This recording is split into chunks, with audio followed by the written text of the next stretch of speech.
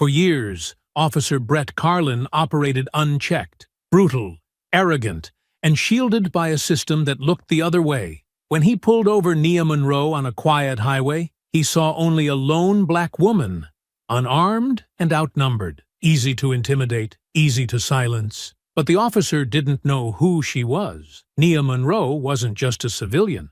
She was a former CIA operative. She'd traded the field for peace, but when Carlin escalated to violence, she didn't back down. She fought back, and it shattered everything he thought he controlled. Now, the system that protected him is cracking, and Nia's just getting started. Before we go any further, comment where in the world you are watching from, and make sure to subscribe. The sun had just sunk beneath the edge of the pines, casting the world in a soft wash of violet and orange, the kind of dusky light that made the road shimmer like polished obsidian. Nia Monroe drove with one hand resting lightly on the steering wheel, her posture relaxed, her eyes steady behind dark lashes. The hum of tires on asphalt filled the cabin of the silver sedan, a comforting rhythm that let her drift in thought. She wasn't in a hurry. There was no meeting to catch, no operative to brief, no shadows trailing her from foreign rooftops. Just the road, the trees, and the sigh of an evening settling in. It had been nearly 2 years since she'd turned in her CIA credentials, a quiet farewell wrapped in silence and a handshake that meant more than any ceremony. Since then, she'd traded classified files and covert missions for the mundane rhythms of civilian life, consulting when she had to, disappearing when she didn't. Her life now was unremarkable by design. But Nia had learned a long time ago that danger didn't always need to hide in back alleys or encrypted files. Sometimes it came in broad daylight. Sometimes it wore a badge. She slowed as she saw the flashing red and blue lights ahead. A single cruiser parked diagonally across a 2-lane country highway. Cones set out like breadcrumbs leading up to a routine check stop. The officer stood near the front of the car, illuminated by his own floodlight, a clipboard in one hand, his other resting on his hip. Nothing unusual. At least, not at first glance. Nia exhaled softly and eased her car to a stop behind the line of orange cones. Her fingers checked her glove compartment instinctively, locating her license and registration. She placed both on the dashboard where they were easy to see. Old habits always minimize risk. The officer approached with a practiced stride, deliberate but casual. Mid-40s, stocky build, close-cropped blonde hair, and a clean-shaven face that seemed almost too neat for the lines carved into it. He wore sunglasses even though the sun had already bowed out, and his smile didn't quite touch the corners of his mouth. "Evening, ma'am," he said, voice drawling just enough to sound familiar without feeling friendly. "You headed somewhere tonight?" "Home," Nia replied smoothly. "Just finished a day trip." "Nothing major." He nodded and glanced into the car, scanning the passenger seat, the floorboard, then back to her face. "Mind if I take a look inside?" Her brows lifted slightly. "Is there a reason for the search?" He flashed the smile again, this time with teeth. "Just routine. You'd be surprised what we find out here." "I'd be more surprised if you found probable cause," she said calmly, her voice free of heat, her tone even. The smile didn't fade, but something behind his eyes did. He tapped the roof of her car once with his clipboard and said, "Step out of the vehicle, please." Nia didn't move immediately. Her body didn't tense. Her face didn't betray a single thought. But inside, the alertness bloomed like a reflex. This wasn't protocol. And he wasn't just doing his job. There was something else, something performative in the way he moved. The way he looked at her, like he wanted her to challenge him, like he was waiting for it. "Am I being detained?" she asked, her hands still visible. "Step out of the car," he repeated, his voice lower now, losing the edge of politeness it never really wore well to begin with. "Or, I'll help you out." There was a pause, long enough to stretch the air between them tight. Nia gave a nod, slow and fluid, and unbuckled her seatbelt. She opened the door and stepped out, letting her hands rest lightly at her sides. She could feel the gravel crunch beneath her boots, the night air cooling against her face. She was taller than him by an inch. He didn't like that. He circled the car like a predator who'd already claimed the kill, peering through the windows, opening the passenger door without asking. He began rifling through her glove box, then moved to her tote bag on the floor. She watched as he unzipped it, fingers sliding over her things. Journal, water bottle, a small pouch of toiletries. Nia stepped forward. "There's nothing illegal in there," she said quietly. He didn't answer. He held up her lip balm, looked at it, then tossed it back like it offended him. "Lots of folks try to hide things in plain sight," he muttered. "And you always search without cause?" Her tone was still neutral, but firmer now. He turned then, fully facing her. "You got a problem, ma'am?" She met his eyes, steady and unblinking. "I have rights. That's not a problem. That's a fact." For a flicker of a second, she saw the smirk falter. He didn't expect that. Not from a woman like her. Not here. And as the light from the cruiser pulsed red-blue-red against the evening sky, Nia felt it. The subtle shift in air. The moment the game changed. She didn't know it yet, but the first domino had already fallen. The wind stirred gently through the trees along the shoulder of the highway, brushing dried leaves across the road like whispers too quiet to hear. Nia Monroe stood by the open driver's side door of her car, the cool evening air licking against her skin. Her movements remained calm, her breath steady, but beneath that composed surface, she was cataloging every shift in tone, every inch of body language from the man across from her. Officer Brett Carlin stepped closer, the gravel crunching under his boots. He stopped just short of her window, posture stiff, one hand resting near his utility belt. Not drawn, not aggressive, but settled in that practiced way some officers used when they wanted you to know who had the power in the moment. "License and registration," Carlin repeated, the clipped formality in his voice sharpening now, like the civility had been worn thin from use. Nia gave him a small nod and leaned back into the car. Her reach toward the glove compartment was smooth and measured, every part of her body language designed to de-escalate, not out of fear, but experience. She retrieved the documents and placed them on her palm, offering them to him wordlessly. Carlin took them without a thank you. His eyes scanned her license, flipping it back and forth like he was hoping it would reveal something incriminating. "You from around here?" he asked, head still bent over the ID, but his gaze flickering up at her in intervals. Nia answered evenly. "Visiting family.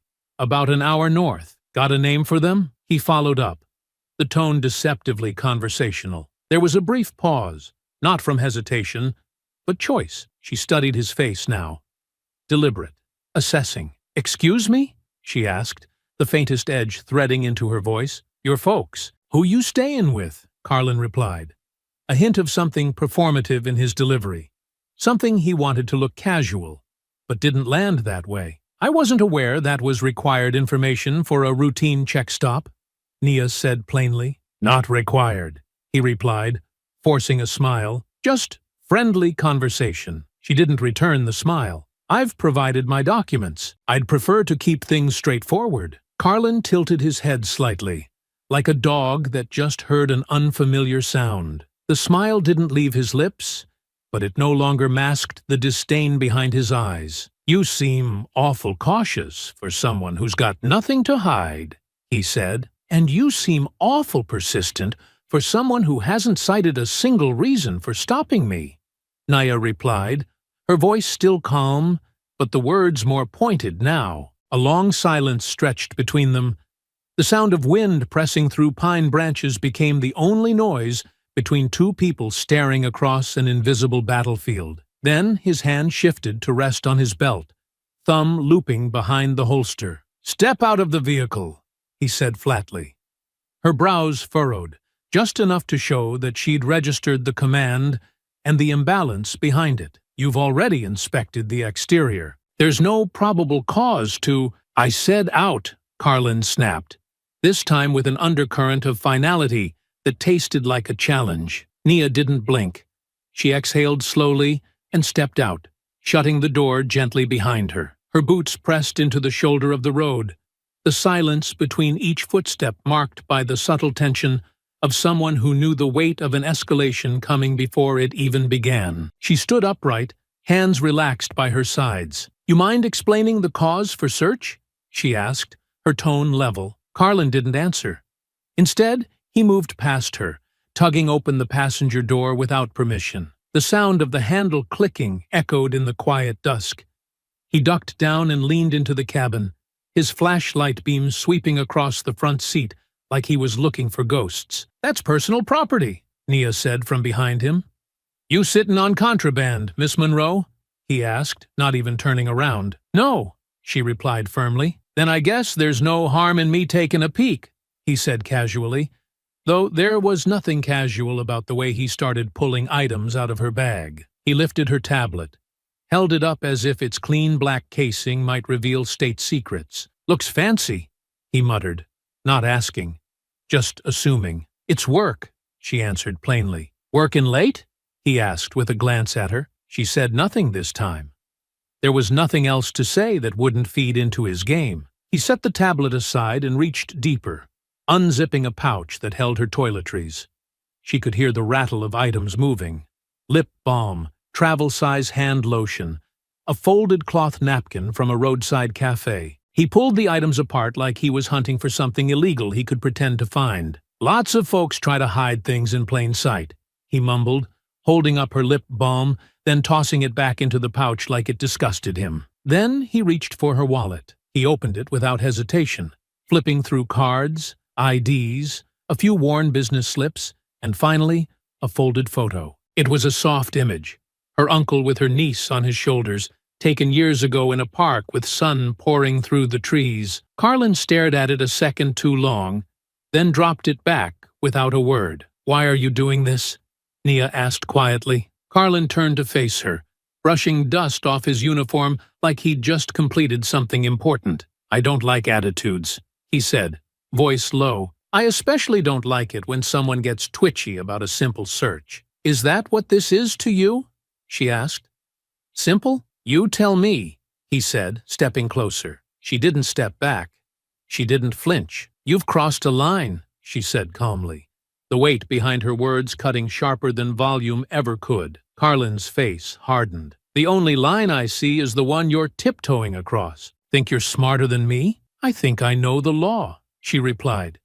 He chuckled, just a short, bitter sound. "And I think you need to learn when to keep your mouth shut," he said. The finality in his tone wasn't just about her words.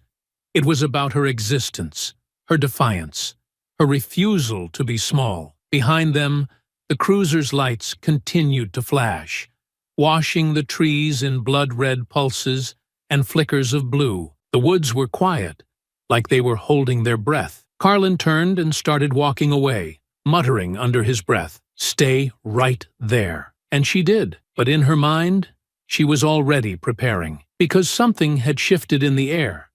And once a line like that was crossed, you didn't go back. Nia remained still, her feet planted beside her car, eyes tracking Officer Carlin's every movement. He was no longer pretending to maintain professionalism, no checklist in hand, no more glances at her license. Now he stood with his arms crossed over his chest, a posture meant to signal authority. But to her, it looked like a man puffed up with his own power and the security of a badge.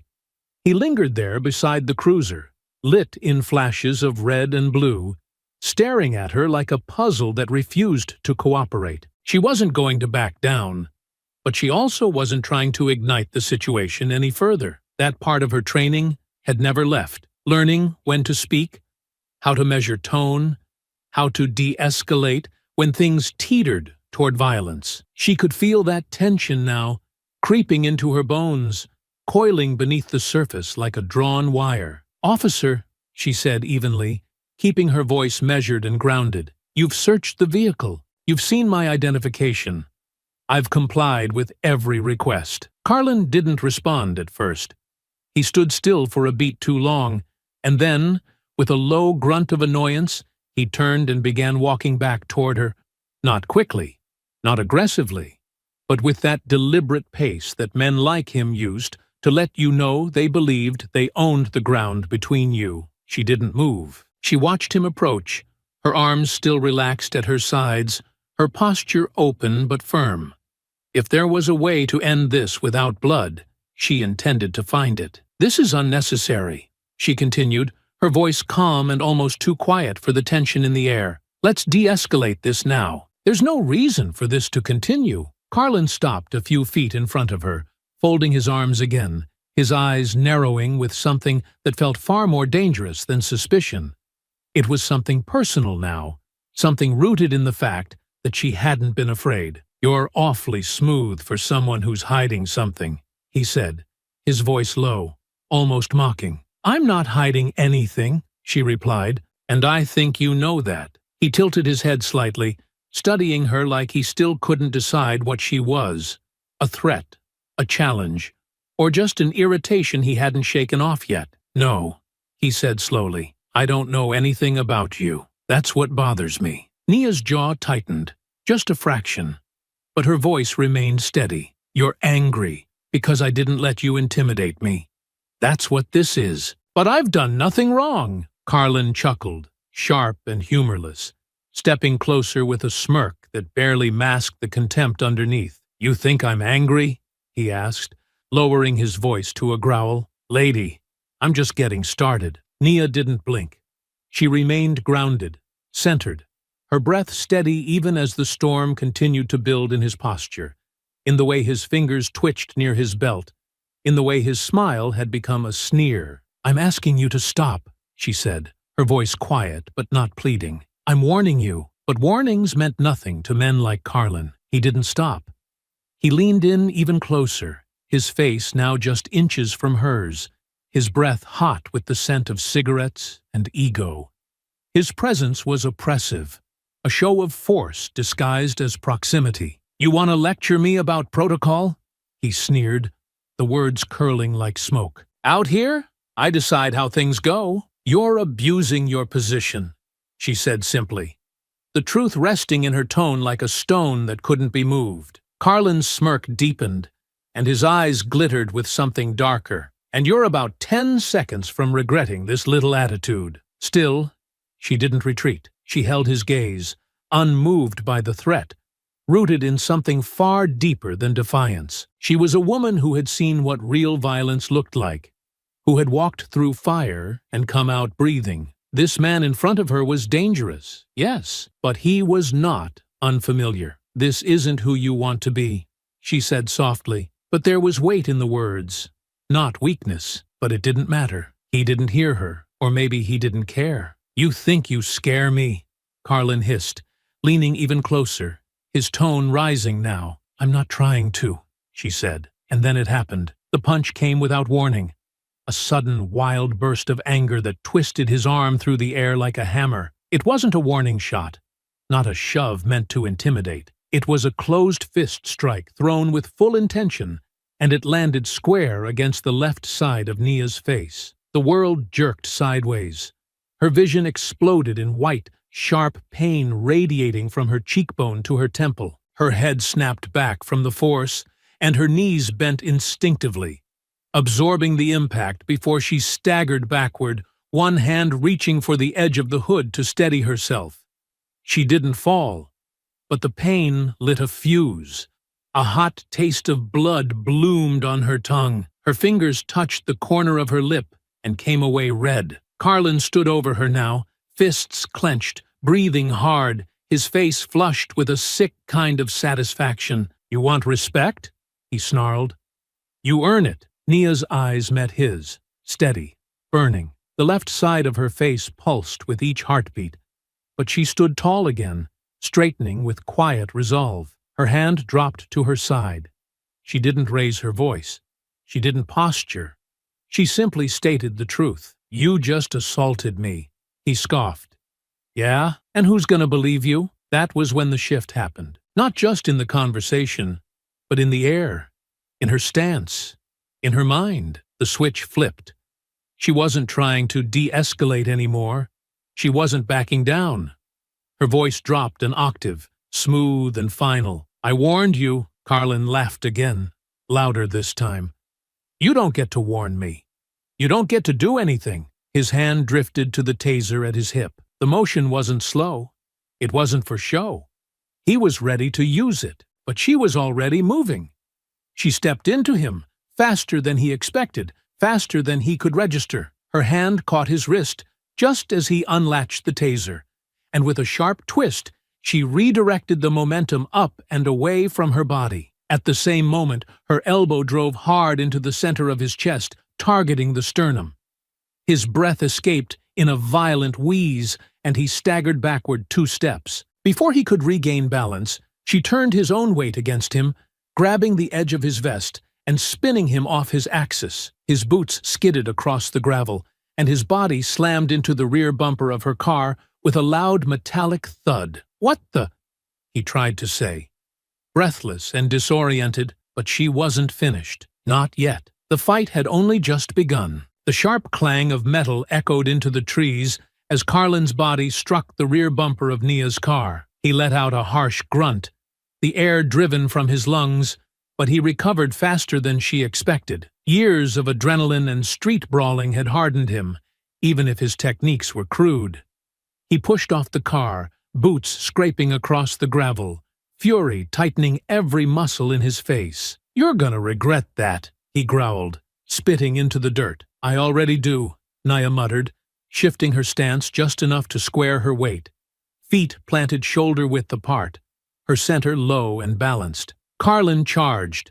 His bulk came at her fast, with more force than finesse.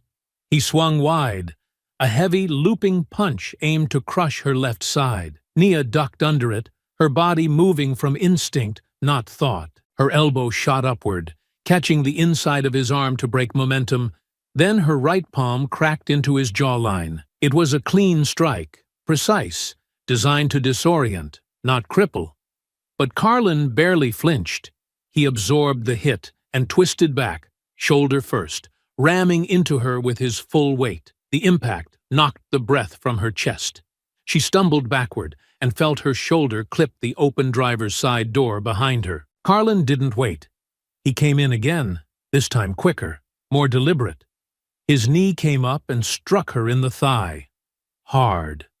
Pain radiated down her leg like a tremor, but she gritted her teeth and absorbed it. She caught his second punch with a forearm block, but the third one, a short, brutal jab, slipped through and landed square against her ribs. The breath hitched in her throat. He was stronger than she anticipated, fueled not just by size, but by anger.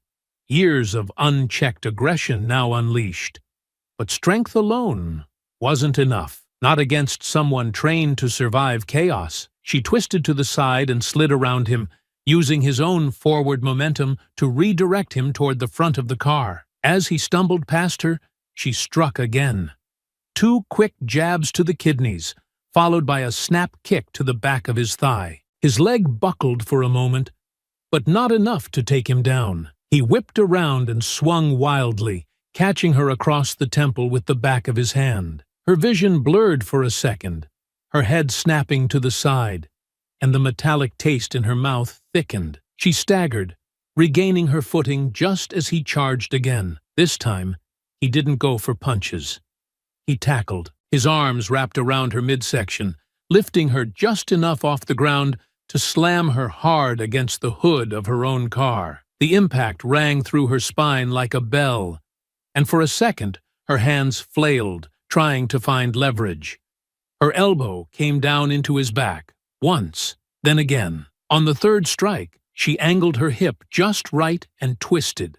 Hard. He lost his grip. She slid off the hood and landed awkwardly on her feet, her knees jolting from the uneven ground. He turned and grabbed her again, one hand fisting the collar of her jacket, the other cocked back to strike. But before the punch landed, she surged forward, grabbing his wrist and locking his arm against her shoulder. She stepped into him, turned her hips, and flipped him, hard, onto the gravel. He hit with a wet thud, a grunt ripping from his throat as his back struck earth and stone. Nia stepped back, panting, sweat slick across her brow now. Her ribs ached. Her jaw pulsed from the earlier punch. Her right thigh throbbed. She didn't feel powerful. She felt like she was holding back a hurricane, trying not to let it consume her. Carlin rolled to his side, spitting dirt from his mouth, then pushed himself to his feet with a low snarl. Blood trickled from his nose, dark in the flashing light. "You think this is over?" he spat. "You're done." He lunged again. This time, Nia was ready, but so was he. They collided in the middle of the gravel road, fists clashing, limbs tangling. His punch grazed her shoulder, spinning her off balance. She retaliated with a hard jab to his neck, but he caught her arm mid-swing and yanked her forward, slamming his forehead into her face. Her nose exploded with pain, and she stumbled backward, stars blinking into her vision. Blood streamed down her lip now, warm and thick. Carlin came in for the kill, but pain sharpened her focus. It didn't weaken her. It anchored her. She waited for the next strike, and when his fist came at her in a telegraphed arc, she ducked low, stepped to the side, and drove her knee into his stomach. As he folded, she grabbed his vest and twisted, driving him backward onto the hood. His head cracked against the metal, and for a moment, his body sagged. She didn't finish him. She stepped back, chest heaving, blood dripping from her mouth. Nia stared at him as he slowly slid down the hood and landed on the ground, groaning. She could have ended it. One more strike, one precise move. But she didn't, because unlike him, she still believed in restraint. Carlin coughed, hands splayed across the gravel, struggling to push himself up again. And as the red and blue lights continued to flash around them, painting the scene in broken pulses of chaos, Nia backed away. The fight wasn't over, but this round, this storm of fists and fury, was behind them, and something worse was coming. The road was deathly quiet now, save for the faint crackle of a nearby radio in Carlin's cruiser, and the soft moan of wind curling through the trees. Gravel crunched beneath Nia's boots as she took one slow step back, blood from her nose and lip mingling with sweat on her chin. Her limbs ached, her ribs burned, her jaw throbbed with each heartbeat. But her eyes, they stayed locked on Carlin, who crouched beside the car, head low, chest heaving, fists still balled like a man too stubborn to know when he'd been beaten. He tried to push himself upright, one hand gripping the bumper, the other pressing against his side. His lips curled into something ugly, something bitter. "You," he started, but the words faltered in his throat. He wasn't done, but his body was. Nia knew this wasn't over. Not really. She stepped toward the open driver's door, her hand moving on instinct. She didn't want to turn her back to him, not fully, but she couldn't stay here. She couldn't afford to let this drag out any longer. Every second on this roadside was a second she risked being painted the villain in a story she didn't start. He coughed and spat blood onto the gravel. "You're dead," he hissed. "You just don't know it yet." Nia's fingers gripped the handle of her door, knuckles white. Her voice came out low, quiet, but deadly clear. "You should have walked away." She got in. She slammed the door shut, engine still idling from before. Her fingers trembled slightly on the wheel, a residue of adrenaline still flowing wild through her system. The blood on her shirt was fresh, already drying. Her jacket was torn at the sleeve. Her cheek had swollen, and the pain behind her left eye pulsed with dull, persistent heat. But she was breathing, and she was thinking, always thinking. She reversed off the gravel shoulder in one fluid motion, spun the wheel, and pointed the car down the darkened road. Her foot pressed gently on the accelerator, not flooring it, not fleeing in a frenzy. She didn't need to draw more attention. She needed distance, just enough to put a buffer between herself and the storm she knew would come behind her. The trees closed in again as the road straightened, stretching into shadows broken only by her headlights. For a long moment, The only sound was the engine and the soft hum of tires gliding over asphalt. Her hands tightened on the wheel. She knew how this looked. She knew exactly what was waiting around the next bend. Not a roadblock or a helicopter or sirens, but something quieter and far more dangerous, a narrative, a headline already forming in the minds of people who hadn't been there. A black woman assaults an officer. A suspect flees the scene. She could hear it already. Hear the excuses, the justifications, the voices layered in rehearsed indignation. But she wasn't running. She wasn't hiding. She was heading to the station. Not because she trusted the system, not because she believed Carlin would play fair, but because she had learned a long time ago that control wasn't always won in the fight. It was won in what came after. She couldn't vanish. Not this time. She had to shape the story before it was shaped for her. Her left hand slipped off the wheel just long enough to grab her phone from the passenger seat. She thumbed through her contacts with practiced speed, the names blurred by the faint tremor in her fingers. She found him. Reese Calloway, her old handler, her lifeline. She hit call and brought the phone to her ear. The line rang once, twice. Her breath caught, her shoulder tightening. 3 rings, then 4.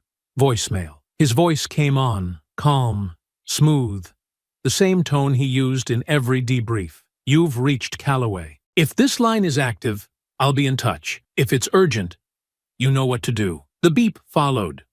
She closed her eyes briefly and exhaled into the silence. This is Naya, she said, her voice low, raw. I need a sweep. Local jurisdiction. Officer named Brett Carlin. He put hands on me. I defended myself. I'm on my way to the station now. This could spiral.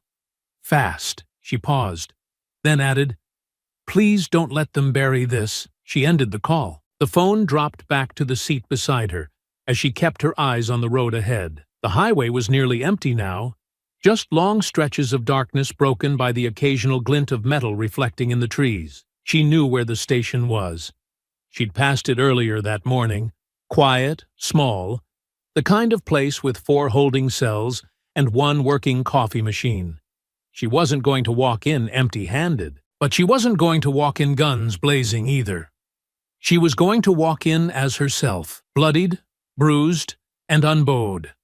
And somewhere behind her, she knew Carlin wouldn't stay down for long.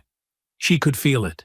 He wasn't the kind of man to swallow a loss, not even one as clear-cut as what had just unfolded. She checked her rearview mirror. Nothing yet, but she knew better than to assume silence meant safety. The real war hadn't started. It was just circling, waiting to strike. The road ahead stretched into an endless ribbon of black, flanked by thick walls of pine and the occasional flicker of roadside reflectors. Nia kept her eyes forward, hands steady on the wheel, her body aching in too many places to count. The aftershock of the fight hadn't settled. Her jaw still pulsed with pain, her ribs protested every breath. But her mind was locked in, razor sharp, focused on the only thing that mattered now, getting to the station before this got any worse. But worse had a way of finding you. A sudden glare erupted in her rearview mirror. Headlights, bright, wild, and far too close. She knew instantly who it was. Carlin. He hadn't stayed down, hadn't called it in, hadn't taken the loss.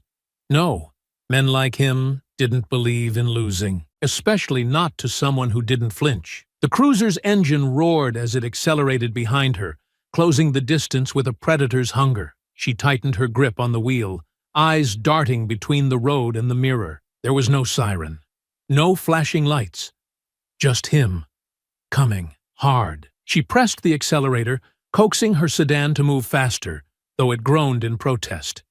It wasn't built for this. The tires skidded slightly as the road curved, but she handled the turn with precision, keeping to the shoulder just enough to give herself space, to keep her options open. Then came the first hit. Not enough to send her off the road, but enough to rattle the frame and jolt her teeth. The cruiser bumped her rear bumper, the sound of steel on steel shrieking through the quiet night. She gritted her teeth and kept steady, fighting the instinct to slam the brakes or veer.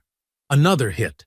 This one harder. The back of her car jolted again, tires screaming against the pavement as she wrestled with the wheel. Her car fish-tailed briefly before regaining traction. Gravel sprayed from the shoulder as she swerved left to create space. He was pushing her, not trying to stop her, trying to punish her. She reached for her phone again, fumbling slightly with one hand as she drove. It lit up with the missed call screen, the voicemail indicator blinking back at her. No call back yet. No help coming.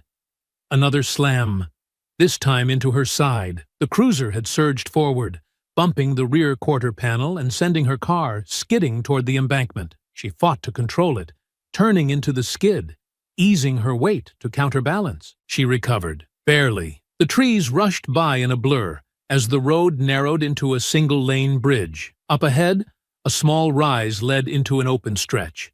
But the shoulder was gone.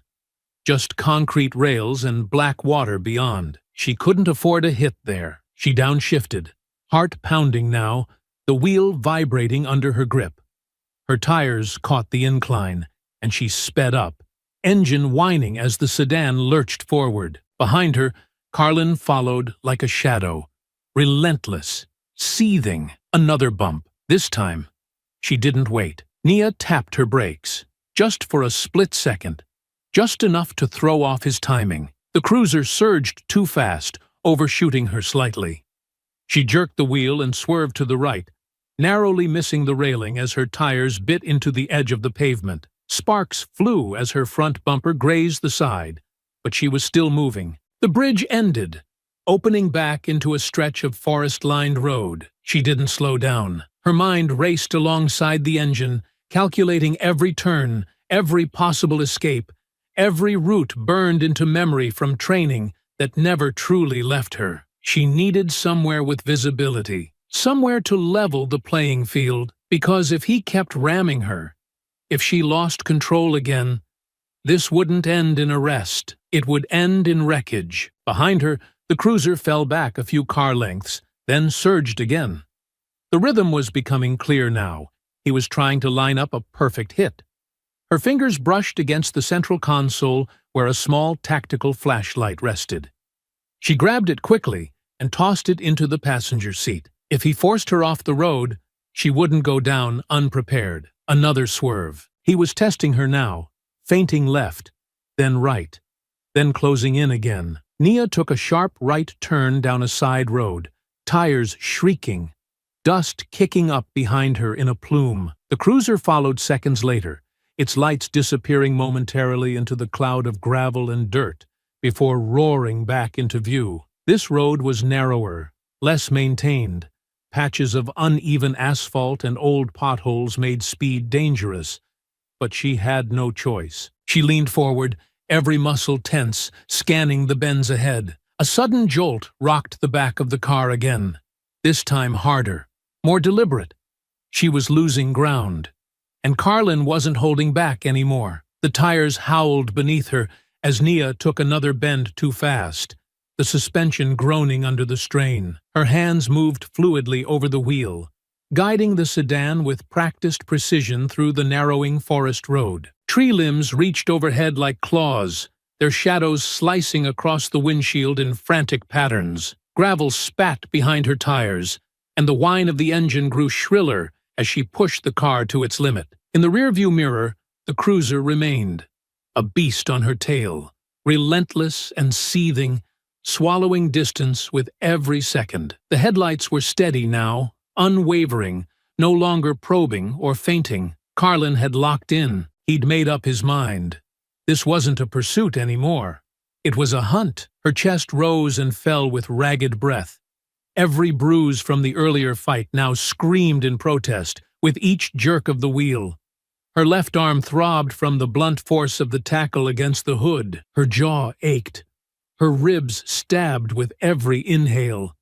But she kept going. Because stopping now wasn't surrender.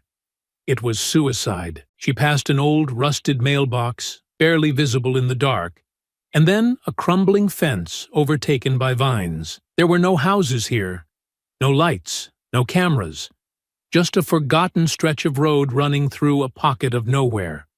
Her foot stayed heavy on the gas, but her eyes scanned ahead for anything. A turnoff, a field, a hill, any change in terrain she could use.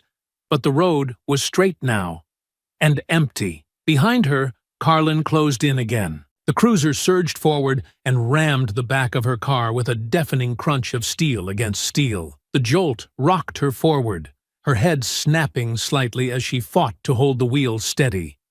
Her rearview mirror tilted down from the impact, showing nothing but vibrating shadows. The second hit came harder.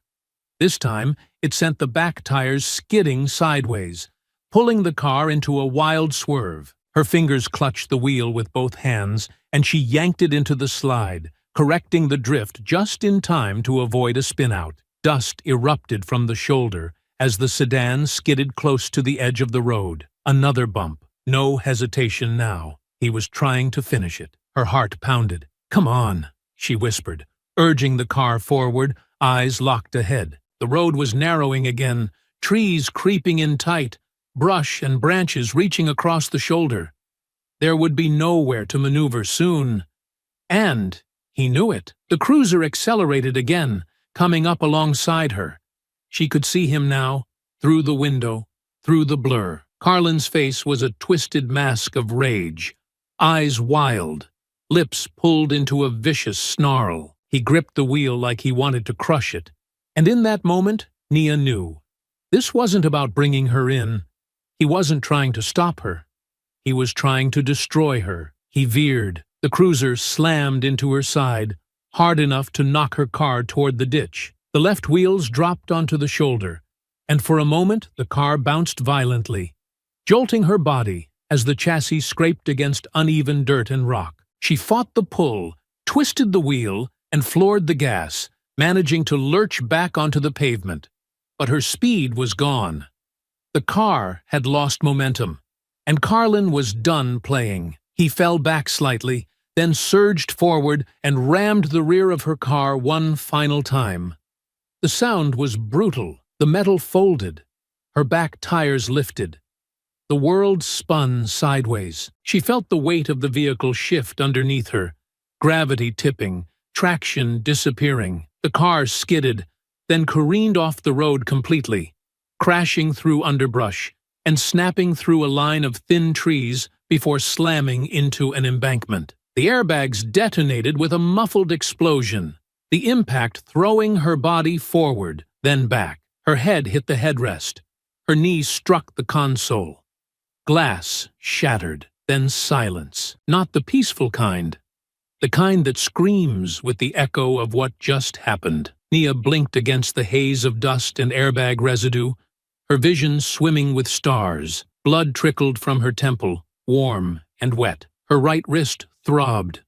Her leg was pinned awkwardly between the seat and the crushed doorframe. Every part of her body pulsed with pain, but she was alive. Somehow, through the crash and the impact, through the suffocating cloud of smoke and the deafening silence that followed, it hadn't taken her. Pain throbbed in every limb, her body aching, breath shallow, but she was still breathing. Then came the sound, footsteps, steady and deliberate, crunching over gravel and broken glass, slow, measured, purposeful, each step drawing closer, with the weight of intent behind it. She blinked through the haze, her fingers reaching instinctively for the door handle, but it refused to budge.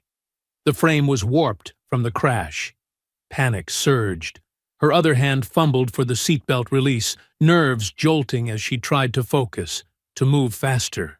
Too late. The driver's side door was suddenly ripped open with brute force, the metal groaning under the strain. Cold air rushed in, and so did the shadow of the man she'd hoped not to see again. Carlin stood over her, face streaked with sweat, his uniform stained with dirt and blood. His lip was split, his nose crooked, but none of that dimmed the madness in his eyes. "You think you're gonna run?"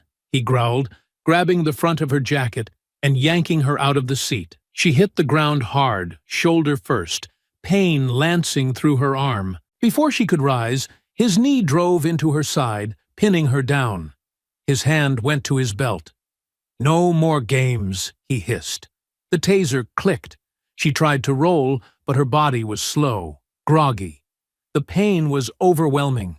The prongs hit her in the side, and the current surged through her muscles.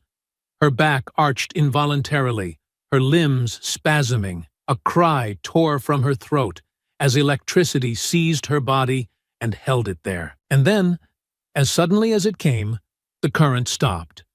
Her muscles went limp. Carlin dropped to his knees beside her and slammed her wrists behind her back, locking the cuffs in place with a force that made her wince. "Resisting arrest," he muttered, panting as he tightened the restraints. "Assault on an officer. Attempted flight." He leaned in close, lips near her ear. "No one's coming for you." And as the flashing lights from his cruiser spilled over the wreckage and into the forest beyond, Nia lay still, her face pressed into the dirt, pain coursing through every joint, every breath shallow. But deep beneath the ache, a thought still burned. "I'm not done." The cuffs bit deep into Nia's wrists as Carlin hauled her from the dirt. Every movement sent shock waves of pain radiating from her shoulder and across her ribcage.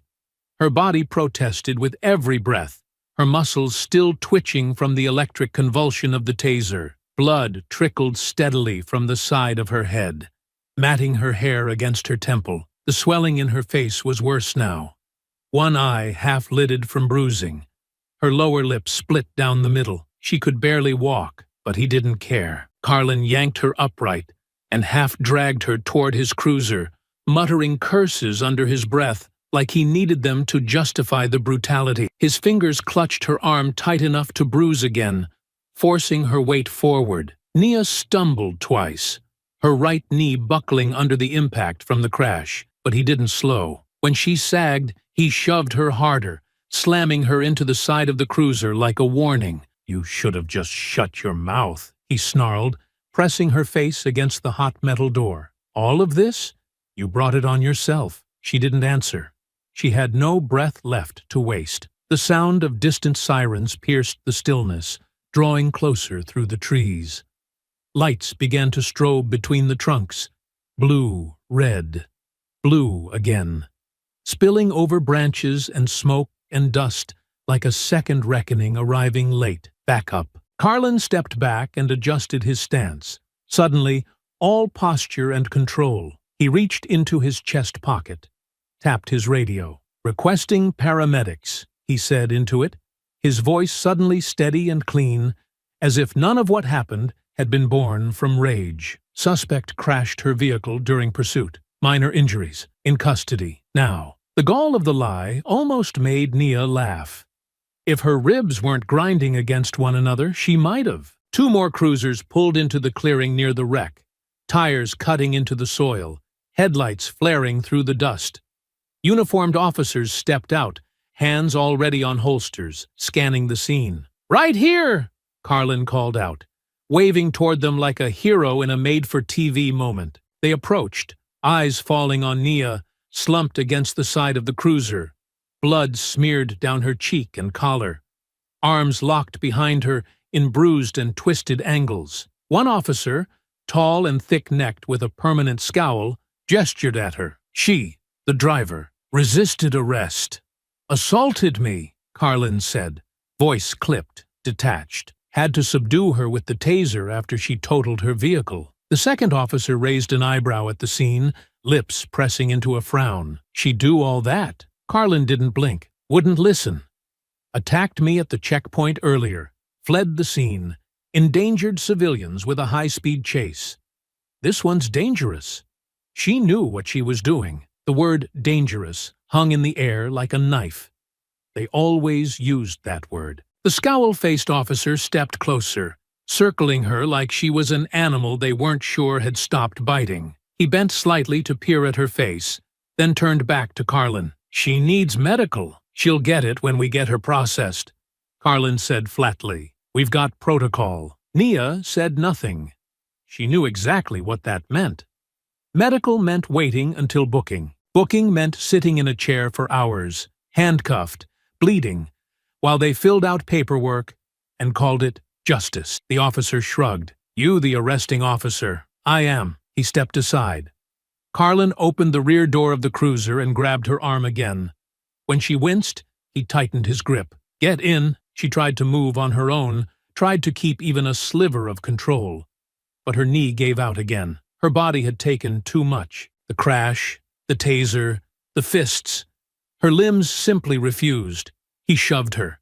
She hit the back seat hard, knees banging against the edge, shoulders collapsing against vinyl. The cuffs dug deeper.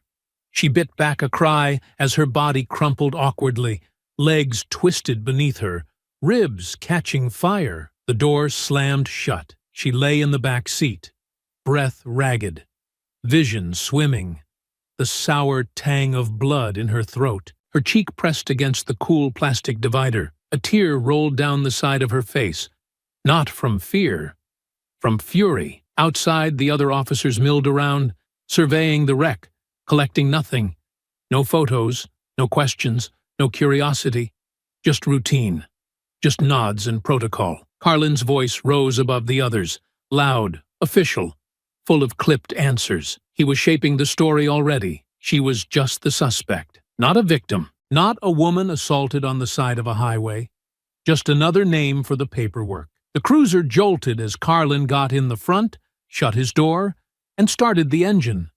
The other officers began clearing out behind them, one by one. He glanced at her once through the rearview mirror. Expression unreadable. "You should have kept driving," he muttered. "Could have saved us both the trouble." Nia didn't answer. She couldn't. Her body was a map of injuries now. Nothing fatal, but everything sharp, aching, raw. Her right wrist throbbed where the cuff had crushed the bone against the seat. Her ribs were likely cracked. The ringing in her ear hadn't stopped since the taser hit her spine. But her mind was still hers. She focused her breath, slow and shallow, and shifted her weight just enough to keep pressure off her side. Her fingers flexed slightly behind her back, testing the limits of the restraints. She let her eyes fall shut, just briefly, just long enough to think, because she wasn't done, not even close. The station loomed ahead like a bunker against the night, squat and concrete with bars on its basement windows and an American flag fluttering limp in the still air above the front door. It wasn't large, just 3 floors with a narrow sally port that swallowed incoming cruisers like a loading dock for broken bodies. No press, no oversight, just dim lights and routine. The cruiser pulled through the gate and parked beside the intake ramp. Nia lay in the back seat, wrists still cuffed, body curled awkwardly in pain, her cheek pressed against the cracked vinyl, her breath shallow, every inch of her radiating with bruised heat. Her vision swam as the cruiser rolled to a stop. The door opened. "Let's go," Carlin said, grabbing her by the arm. He didn't ease her out. He pulled, hard, and her legs scrambled for purchase on the concrete. When she staggered, he let her fall, face first into the metal lip of the garage floor. Gasps echoed behind him, but none of them reached to help. "You're pathetic," he muttered, hauling her upright again. He walked her through the intake doors, her head bowed slightly, blood trailing from her nose and lip. Her jacket was torn. Her clothes were dirty and damp from sweat and blood. One of her shoes had come half loose during the crash, and now hung by the heel. As they passed the front desk, 2 officers looked up from their takeout containers. One, a heavy-set man with a wispy mustache, snorted through his straw. "That her? The one who clocked Carlin?" The other grinned. "Looks like the suspect lost round 2. Carlin laughed. Too loud, too eager. "She gave me trouble, yeah," he said, shoving her forward toward the booking door. "Didn't want to be searched. Next thing I know, she's throwing fists. She's not much to look at now," the first one added, tilting his head as he took in the bruising along her cheek, and the blood still dried into her collar. "That face is gonna be in the report?" "Self-inflicted," Carlin said smoothly. "Ran from the scene. Wrecked her car. Lucky she's still breathing." Nia said nothing. She didn't react. She saved her breath, let the words pass over her like water over stone. She had nothing to give them. Not confusion, Not fury, just silence. The intake officer barely looked at her. Her photo was taken. Flash bright against swollen eyes and split lips. She didn't flinch. Her fingerprints were pressed onto cold glass, one finger at a time. Then the cuffs were removed, and her hands screamed in protest as the blood returned to her wrists. She didn't wince. "Name?" the intake clerk asked. She lifted her eyes just slightly. Blood crusted in the lashes. "You have it." Carlin leaned in. "You can either answer now, or we add obstruction to the list." "I want my phone call," she said. Voice hoarse, dry from blood and impact. The clerk hesitated. Carlin stepped in. "She can call after processing. Let her cool off first." "I want my call," she repeated, louder this time. The weight of command behind her words rising like a long dormant instinct. The air shifted slightly. The officers looked at each other, unsure. One of them, an older man near the wall with graying stubble and tired eyes, spoke up. "Let her call. It's her right." Carlin scoffed, but stepped back. They led her to the holding room, a bare cell with a bolted-down phone on the wall and a steel bench coated in years of rust and grime. She limped inside and sat slowly, every movement deliberate, controlled, hiding the scream beneath her ribs. They didn't leave her alone. Not completely. One officer stood just outside the bars, arms crossed, watching her with mild interest. But she didn't care. She only needed 30 seconds. She picked up the phone, pressed the dial pad with trembling fingers, and waited. One ring, two. Then the voice she'd been waiting for. "You've reached Calloway." She didn't blink, didn't hesitate. "Red window," she said quietly. The silence on the line shifted. A breath. Then, understood. She hung up. The officer at the door raised an eyebrow. "That it?" She didn't answer. In a nondescript building 4 states away, Reese Calloway stood behind a desk scattered with satellite prints and tactical files. The moment he heard the phrase, "Red window," he moved. There were no questions, no delay. He opened a drawer beneath the desk and withdrew a sealed folder marked "Burn Notice Override." His fingers moved fast, flipping through coordinates, state agency rosters, encrypted phone numbers. He pressed a button on a secure landline. "This is Calloway. I'm initiating Protocol Echo 7, Level 2 retrieval. Operative is down, compromised. Law enforcement entanglement, hostile. Civilian front, I need a team in Georgia within the hour." On the other end, the voice responded with crisp certainty. "Names? Target, Monroe, Nia. Status, bloodied, not broken. We don't leave her there." "Understood." Calloway hung up and pulled a black duffel from beneath the desk. Inside it, keys, satellite phones, flash drives, an old photograph of him and Nia in a city they never named. He zipped it shut and moved for the door. Back at the station, Nia leaned against the wall, eyes closed. Her body throbbed in protest. The pain hadn't lessened, but something beneath it had shifted. She'd placed her call.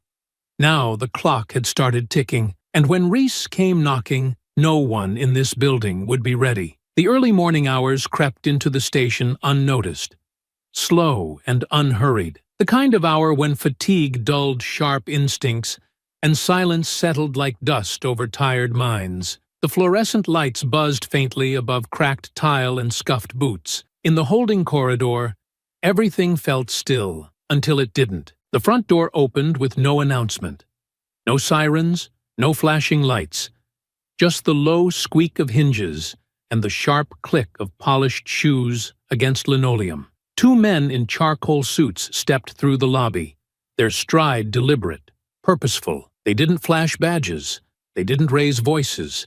They moved like they belonged, and no one stopped them. At the front desk, Officer Randall sat slouched with a cup of gas station coffee in one hand and a smear of powdered donut on his lip. He glanced up lazily until his eyes caught the credentials one of the men silently laid on the desk.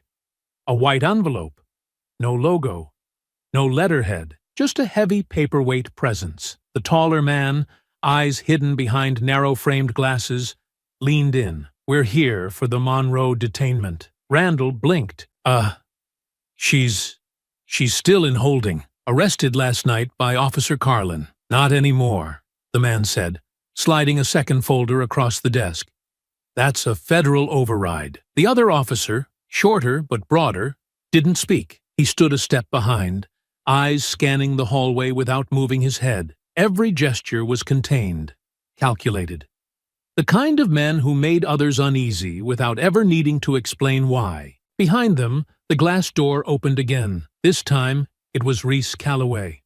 No longer in the shadows of an ops center. No longer behind a phone. He wore a tailored navy overcoat, his graying hair neatly combed back, his steps clipped and silent. He didn't greet the desk sergeant. He didn't need to. His eyes swept the lobby once, cataloging everything with the detachment of someone trained to see what others missed. He looked at the man behind the desk. "Get me to her," Reese said simply. Randall hesitated, blinking at the authority he couldn't name but instinctively obeyed. He reached for the buzzer and nodded. "Holdings this way." Down the hallway, past the humming vending machine and the peeling paint of forgotten corners, Nia sat on the bench inside the cell, her head resting lightly against the wall. Her eyes were closed, not from sleep, but from endurance. Her body had gone from pain to numbness, and her thoughts had slowed just enough to make room for silence. She heard the footsteps before she saw him. Clean shoes, measured pace, no radio static. Then, the key in the lock. Her eyes opened. Reese stepped into view, the door swinging wide behind him. His face was unreadable, his mouth drawn tight, but his eyes held weight. He looked her over once. The bruises, the cuts, the swelling. His jaw flexed. "I came," he said quietly. She nodded. "Took you long enough?" His mouth twitched. Almost a smile. "You good to walk?" "Barely," she admitted. "Good thing you won't need to." 2 more agents stepped into the room, flanking her without words. One gently lifted her by the arm, careful not to touch her wrist. The other placed a coat around her shoulders, masking the blood-streaked shirt and torn fabric. No cuffs, no chains, just quiet removal. Carlin stormed into the hallway as they exited holding, his boots heavy on the tile. His shirt was wrinkled, his knuckles scraped, and his voice rang out before he reached them. "What the hell is this?" Reese turned slowly. "Officer Carlin," he said calmly. "You can't just walk in here and—" "I can," Reese cut him off. "And I have." Carlin's jaw clenched. "She assaulted me. She ran from the scene. You don't get to erase that." Reese took a step forward. Not aggressive, not hostile. "Just enough. You don't know who she is," he said softly. "She's a civilian," Carlin snapped. "She was," Reese replied. "Now she's a file you'll never get to read." Carlin's eyes flicked to the 2 men behind Nia, then back to Reese. "You think you can scare me with suits?" "No," Reese said. "But I think the names in this folder will." He held up a sealed file. Nothing flashy. No titles. Just paper and silence. "Federal override," Reese continued. "Filed under Directive 42B. We've reviewed the footage from your cruiser. We've collected reports. We've compiled evidence." "There is no footage," Carlin said quickly. Reese smiled. "Just a little. That's what you told your chief. But your cruiser uploads every 6 hours. It hit the cloud before you could delete it." Carlin took a step back. "You should go home, officer," Reese said. "Take a few days. Breathe." Carlin didn't move, but something in his face had changed. The confidence had cracked, not because of the words, but because deep down, he understood. This wasn't the kind of storm you saw coming. This was the kind that had already arrived. Nia passed him without a glance, her steps slow, body stiff, each motion carefully measured to minimize pain. She didn't speak. She didn't need to. Her silence cut deeper than anything she could have said. Reese walked beside her as they left the station. The other agents flanked them, silent as shadows. Outside, the morning light broke gently over the city. Soft gold across the pavement. The cold air burned against her swollen skin, but she welcomed it. They didn't use the front entrance. They exited through the side. Unmarked vehicle, engine running, door already open. She climbed in slowly, every bruise reminding her of what had happened. but her eyes stayed forward, focused. Inside the car, Reese handed her a clean bottle of water. "You're safe now," he said. She unscrewed the cap and drank slowly, then looked out the window as the station faded behind them. "No," she said, "I'm not safe." She turned to him. "But I'm ready." The safe house was tucked into the outskirts of a quiet neighborhood just outside Atlanta, obscured behind layers of old growth and a long gravel driveway that didn't show up on maps. From the outside, it looked like nothing more than a tired cabin. Wood paneling, storm shutters, and a rusted mailbox leaning at a crooked angle. But inside, it was precision. Soundproofed walls, reinforced doors, satellite uplink. Not flashy, not comfortable, just secure. Nia stood barefoot near the kitchen sink, steam from a ceramic mug curling upward as her fingers tightened around it. She wore sweatpants and a loose hoodie that hung from her frame. Her left arm was wrapped tight against her ribs, supported in a sling. Her cheekbone had turned a deep purple, the skin stretched and swollen beneath a healing cut. Her lip had mended, but the line remained. A reminder. She stared out the window into the trees. Reese sat at the small table behind her, sleeves rolled up, fingers flipping through a thin stack of manila folders. A laptop buzzed quietly beside him. Green lines crawling across the screen, tracing secure packets of data, tunneling through encryption. "You're quiet," he said. Nia didn't turn. "You told me once that silence is a weapon." "Not always. It is when they expect you to scream." Reese leaned back, studying her.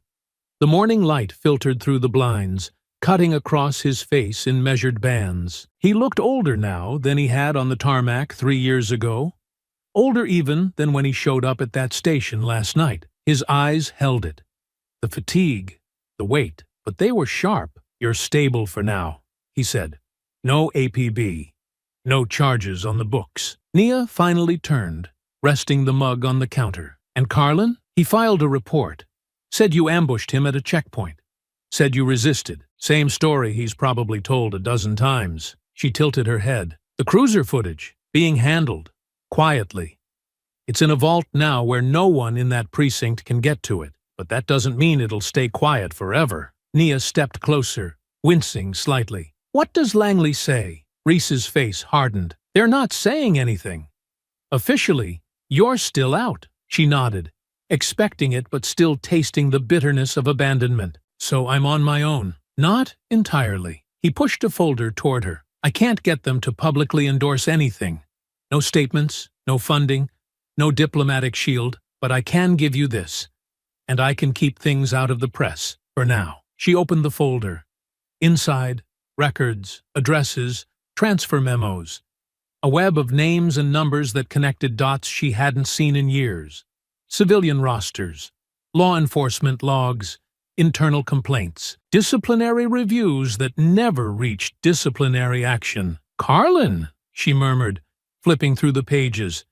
"He's been doing this for years." Reese nodded. "Always one report away from suspension. Always one witness short. His file's been padded by half the state's internal protection network. The union eats complaints before they leave the inbox." She paused at a memo near the back. "A handwritten letter from a woman in South Georgia, claims of unlawful search, bruises on her arms, missing property." No follow-up. "How far does this go?" she asked. Reese looked at her. "Far enough that you'll make enemies. Not just in the precinct. The chief's office is tied to him. City council knows his name. Some of the judges, too. If you pull the thread, the whole patchwork starts to fray." Nia lowered the folder. "That's what I'm counting on." Reese sighed, rubbing his temples. "You're not in the field anymore, Nia. You're not protected by diplomatic immunity or federal status. If you get caught leaning on someone too hard, they'll bury you the same way they tried to bury you in that cruiser." "I'm not leaning," she said. "I'm pulling." Quietly, he gave her a look. Half frustration, half reluctant admiration. "That's what I was afraid of." She smiled, just barely. "You always said I was too stubborn to stay retired." Reese stood and walked over to a metal briefcase resting against the wall. He keyed in a code and opened it, revealing a tablet, a hard drive, and 2 burner phones. He placed them on the counter. Encrypted drive has everything we could pull without triggering red flags. Badge rosters, known associates, financials. One of the phone's routes through my private uplink. The other is clean. Use it once, then kill it. Nia picked up the tablet. Her fingers moved slow, still stiff from swelling, but the muscle memory returned immediately. She tapped through the interface, her eyes narrowing at the names. Some of these cops, same ones on Carlin's shift, same precinct, same night rotation. At least 3 have identical complaint patterns. One of them's his old academy roommate. Another's married to a records clerk. That's how they've kept reports from going anywhere. She tapped again, bringing up the station's org chart. And the chief? Reese nodded. Dana Coe, former patrol, promoted up the ladder fast. Took over internal affairs for 2 years, then straight to chief. She's the reason none of the early cases ever reached the DA. Nia's jaw flexed. She's protecting him. She's protecting the machine. For a long moment, neither of them spoke. Then Nia closed the tablet and looked up. Her voice was calm, but firm. I'm going to expose them. Reese gave a small nod, resigned. I know. And when I do, she added, I don't want it to be quiet. The library near the courthouse wasn't where most revolutions began, but it served Nia just fine. Its fluorescent lights buzzed low above cracked laminate floors and rows of public computers, half of them blinking with error messages. The building smelled of mildew and old coffee, but it had what she needed. Quiet access, free records terminals, and no one asking questions. She sat tucked in the corner, hoodie pulled low over her brow, bruises mostly hidden beneath makeup that only half covered the damage. Her fingers moved steadily across the keyboard, the ache in her wrist dulling with each stroke. Her ribs still screamed when she shifted too quickly. But she'd learned to move carefully, patiently. The body could be managed. It was the data she needed now. On the screen in front of her, a chain of incident reports spanning 6 years. Different names, different faces, but patterns always left shadows. Officer Brett Carlin appeared in more reports than most. Unlawful search, excessive force, suspect injuries labeled as accidental. Names like resisted and non-compliant were repeated like chants. But what caught her attention were the silences, the cases that vanished halfway through the paper trail. Complaints filed, but not logged. Testimonies never followed up. Internal reviews that began and then disappeared. At first, the missing links looked like bureaucratic error. But Nia knew better. This wasn't carelessness. This was control. Suppression from inside the system. Every missing page led her toward a single name, Chief Dana Coe. The timeline was subtle. She rose through the department quickly. IA for 2 years, then assistant chief, then head of the department. She was hailed in the papers as the reformer. But in her wake, complaint resolution rates plummeted. Oversight board access was curtailed. Internal affairs cases were rerouted through special protocols. Nia sat back, her breath shallow as she stared at Coe's official portrait. Clean, sharp, controlled, the image of law and order. But behind her eyes, Nia saw it now, the pattern of someone who didn't stop the corruption, but shaped it, smoothed it, sanitized it, just enough for headlines to swallow it whole. She leaned forward again, pulling up archived court records. 3 lawsuits filed by civilians against the department in the past 5 years, all dropped, all sealed under mediation clauses. One plaintiff had died 3 months later, hit by a car. No foul play, no evidence, just a closed door in the middle of a storm. She copied the file to the encrypted drive, unplugged it, and slipped it into her pocket. Then she moved. The precinct buzzed with the noise of a department too busy to notice what moved beneath its own floorboards. Phones rang. Radios crackled. Uniforms passed one another with coffee cups and half-written citations. On the second floor, Tucked between narcotics and traffic enforcement, sat the last office without a nameplate. Nia stood outside it, eyes scanning the frosted glass door. Internal affairs. Restricted access. She knocked once. The woman who opened the door looked like she hadn't slept in days. Her curls were pulled back into a tight bun, strands falling loose around her temple. A half-empty coffee cup trembled in her hand. Her eyes, sharp and exhausted, settled on Nia with a flash of recognition. "You're not supposed to be here," she said. "I know," Nia replied, "but I think you're tired of waiting for someone to be." Detective Layla Grant narrowed her gaze. "How do you know my name?" "I've been pulling threads," Nia said, "and I found yours woven between the ones trying not to unravel." Layla stepped aside, letting her in. The office was cramped, the walls lined with shelves stacked haphazardly with boxes and binders. A corkboard near the window held printed emails, scribbled notes, and photos of officers mid-incident. Most had red X's drawn through them. A few still had question marks. Layla shut the door behind them. "You have 5 minutes before someone upstairs starts wondering why I'm talking to a civilian." Nia stepped closer, sliding the encrypted drive onto the desk. "Carlin's protected," she said.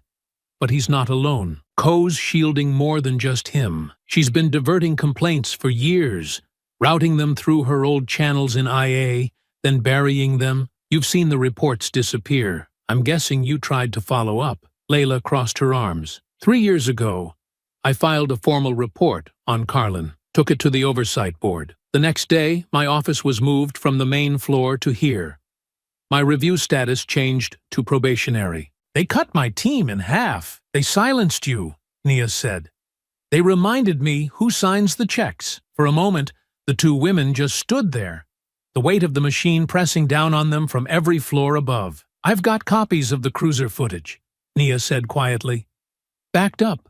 Secure. I've got sworn statements from civilians who had similar encounters. I've got patterns, and I've got you." Layla hesitated. Her fingers drummed once against the file cabinet behind her. "You know, if we move on this, we don't get to stop halfway," she said. "I'm not here to stop," Nia replied. "I'm here to finish." Layla exhaled, long and slow. Then she pulled open a drawer and removed a battered flash drive. 2 years' worth of internal logs. Most of it's buried so deep I had to pull the metadata by hand. I've been sitting on it, waiting for someone with nothing to lose. Nia accepted the drive. "We're not going to the press," Layla said. "Not yet. We go legal, quiet, controlled. We find the right judge, the right leak. One thread at a time." Nia nodded. "We do this," she said. "And it won't just be Carlin who goes down. It'll be everyone he hid behind." For the first time, Layla smiled. "Good." The footage was exactly 36 seconds long. It began with a wide shot from the dashcam of Carlin's cruiser. The camera tilted just enough to show Nia standing beside her vehicle at the checkpoint. The audio was faint, muffled by distance and static, but the voices still carried. "Step out of the vehicle!" Carlin barked. There was no siren, no emergency, just a woman complying. The next frame showed Carlin rifling through her personal belongings without consent. Then her protest. Then the moment of escalation. His posture shifted. He stepped forward, and before she could finish speaking, his fist collided with her face. The camera caught it clearly. The sound, the awful crack of bone and impact, was undeniable. Then, the brief scuffle. The blur of movement. The chase, the clip cut to black. That was the version Nia released. Redacted. Edited just enough to protect her next move, but raw enough to strike a nerve. It appeared on a single burner account, posted on a locked page with no comments, no hashtags, only a title. Routine check stop. Georgia, February 3rd. Within 3 hours, it had been downloaded, reshared, and reposted thousands of times. By hour 6, it was trending on multiple platforms. By nightfall, it had caught fire. News outlets scrambled for verification. Anonymous users flooded timelines with outraged commentary. Hashtags exploded across the web. Sergeant Justice for Nia? Who protects us? Carlin exposed. Commentators speculated. Activists mobilized. Legal experts dissected the footage frame by frame, their outrage fueling broadcasts. The brutality was impossible to ignore. And it wasn't abstract. It had a name, a face. And this time, the victim had fought back. By morning, the department released a statement. It was thin, a 3-paragraph boilerplate from the press liaison's office that said little and avoided more. The department is aware of circulating footage regarding an encounter involving Officer Brett Carlin. An internal review is currently underway.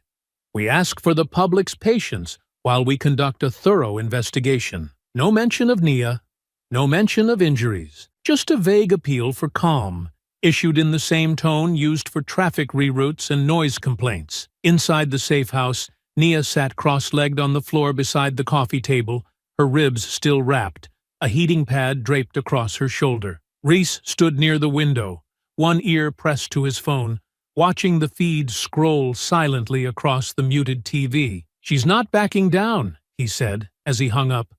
Coe's under pressure. "Council wants her to respond. They won't fire her," Nia said. "Not yet." "No, but they've started whispering," Reese replied, "and she's started listening." Nia looked over at the laptop.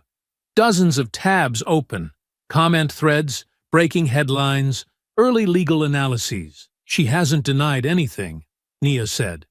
"She's watching to see which way the wind's blowing." Reese crossed his arms. "Then let's give her a gust." Later that night, a second video surfaced.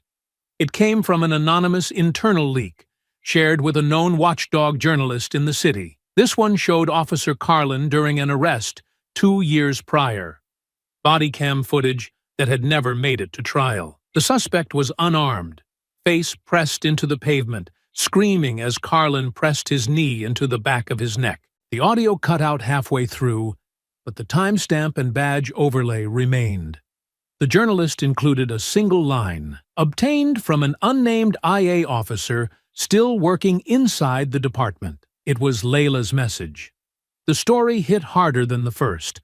Now it wasn't just a brutal encounter, it was a pattern, a history, and someone inside was confirming it. Within hours, the city's Human Rights Council issued a demand for immediate review of Carlin's record. A civil rights attorney from Atlanta filed a class action motion to unseal complaints previously closed by Coe's office. The mayor's office went quiet.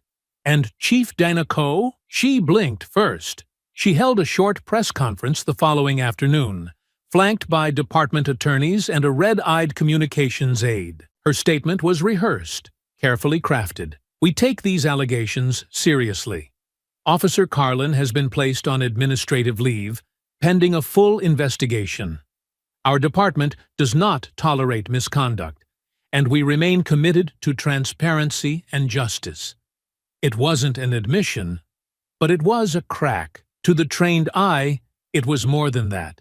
It was distance. Coe had started separating herself from Carlin, slowly pulling away like someone realizing their lifeboat had a hole in it. Nia watched it all unfold from the safe house, one arm still in a sling, her voice quiet but resolute. "She's calculating," she said to Reese. "She's trying to bleed out the outrage before it touches her." Reese nodded, his eyes fixed on the screen. "But you cut deeper than she expected." "She's not loyal to him," Nia said. "She's loyal to survival. If we make Carlin toxic enough, she'll feed him to the fire before she lets it touch her shoes." Reese looked at her carefully. "You're not stopping at Carlin." "No," she said. "He's just the door." Coe built the hallway. In the dark corners of the precinct, Brett Carlin was unraveling. He sat alone in the locker room, fists clenched on either side of a printout of the department's latest memo. Leave of absence. Review pending. No phone calls, no badge access, no weapon. His world, the one he thought was built to protect him, was crumbling, and at the center of it was a woman he'd thought would vanish into a jail cell. Instead, she was turning the city against him. He slammed his fist into the locker, rattling the metal, breath heavy, thoughts spinning. And for the first time, real fear crept into his chest. not fear of exposure. Fear of what she would do next. The station lobby was different now. Gone was the lazy shuffle of officers sipping coffee and watching sports highlights, the idle jokes, the casual arrogance. That silence had been replaced by a buzz, tense, low, and constant. Phones rang more often. Eyes darted toward doors, and every passing moment felt like the calm before a quake. Nia stepped through the front doors of the precinct with Layla just behind her, the air thick with glances and murmured recognition. She was dressed plainly, black slacks, a charcoal coat, no makeup to hide the fading bruise on her jaw or the scab on her cheekbone. She didn't need to hide. Not anymore. She walked with purpose, not speed, not aggression, but with weight in every step. Carlin was already inside, pacing like a caged animal outside the briefing room, a file clutched in one hand, his knuckles white from gripping too tightly. His uniform was rumpled, and his badge, suspended or not, was clipped defiantly to his chest. When he saw her, he froze. The air between them charged instantly, and the room seemed to hold its breath. Nia didn't flinch. She approached him with measured calm, stopping just short of his reach. Layla positioned herself beside her, chin high, a small flash drive in hand. Carlin sneered, lips curling. "You've got some nerve walking in here," he growled. "And you've got some explaining to do," she replied. "Lucky for you.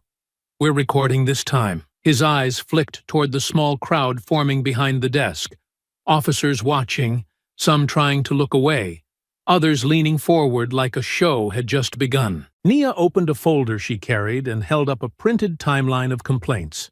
Dates, names, badge numbers. Your pattern's not subtle. You were protected for years because people like Chief Ko kept you just far enough beneath the headlines. But you left a trail. Carlin laughed bitterly. You think a stack of papers changes anything? You think they care about your little charts? Layla stepped forward, voice firm. They'll care about the Federal Review team sitting 2 blocks from here, watching everything that happens in this building today. They'll care about the class action motion that's being filed with the Superior Court. They'll care about the City Council's vote next week to audit the entire department's Internal Affairs Division. He looked at her, chest rising. You're bluffing. We're not, Nia said softly, and neither is the camera above your head. Carlin's gaze shot upward. In the corner, near the ceiling, a blinking red light confirmed what he already feared. The press hadn't been allowed inside, but the oversight observers had been, and they'd brought their own cameras. From inside the conference room, someone opened the door.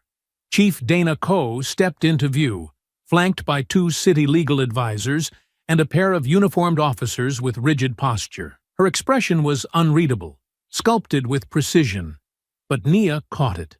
The first flicker of calculation behind her eyes as she saw the standoff unfolding. Ms. Monroe. Detective Grant, Ko said coolly. We've prepared a private conference room. No need for privacy, Layla interrupted. The record belongs to the people now. Ko hesitated. Just enough. She nodded once. Then, let's proceed. They began moving toward the conference room. The door held open, but Carlin didn't follow. Instead, he turned back to Nia, blocking her path. You think you're going to win, he muttered. But you don't belong here. You're nothing but a fake. Say it, Nia said, her voice low, unmoved. Say what you've wanted to say since the day you pulled me over. His face twisted, the mask slipping all at once. You people never learn, he spat. You think you're owed something. You think you can walk in here, parade your sob story, turn everyone into your little soldiers. Cameras clicked behind the glass wall. One of the oversight agents lifted a phone. A red light blinked. Keep going, Layla said. Let them see you. Carlin's voice rose. She attacked me. She fought me. She made it a war. You made it one, Nia replied, eyes never leaving his. And now everyone sees it for what it is. He stepped closer, his face blotchy with fury. You think I'm afraid of you? You think I'll just roll over because of a camera? Ko's voice cracked from behind him. Officer Carlin, that's enough. But he didn't stop. She's a disgrace, he bellowed, turning now, voice echoing through the lobby. "You're all cowards for letting her twist this into some witch hunt. She broke the law. She broke your cycle," Layla said. His jaw clenched so tightly it shook. "You're done," Reese Calloway said, stepping from a side hallway, calm and measured. "And you know it." Carlin froze. His eyes flicked between them. Nia, Layla, Reese, the camera lights, Coe's stillness, the officers watching from every wall. He was surrounded, not by weapons, but by truth. And that was something he'd never been trained to survive. Coe turned. "Take him out of the building, now!" Two officers moved, hesitating only slightly before grabbing Carlin by the arms. He resisted, his curses echoing down the hallway as he fought the inevitable. "You're gonna regret this," Carlin shouted, his voice ragged with desperation. "All of you!" But the threat, once enough to rattle rooms and silence questions, now rang hollow. The force behind it had cracked. His voice, once commanding, now trembled beneath the weight of his own unraveling. He wasn't a man giving orders anymore. He was a man drowning, flailing against a tide he never expected to face, choking on the truth he'd tried so long to bury. The authority he once wore like armor had crumbled in full view of the cameras, the press, and his own department. Inside the conference room, the heavy door eased shut behind Nia with a soft but final thud. She moved calmly to the table, each step deliberate, each breath controlled. Across from her sat Chief Dana Coe, no longer cloaked in power or command, but exposed, cornered by the very system she had manipulated. Nia took her seat, not as a suspect, not as a casualty of departmental abuse, but as something far greater. She was a reckoning, a storm of truth that no spin or protocol could contain. The silence that settled between them wasn't tense or uncertain. It wasn't awkward.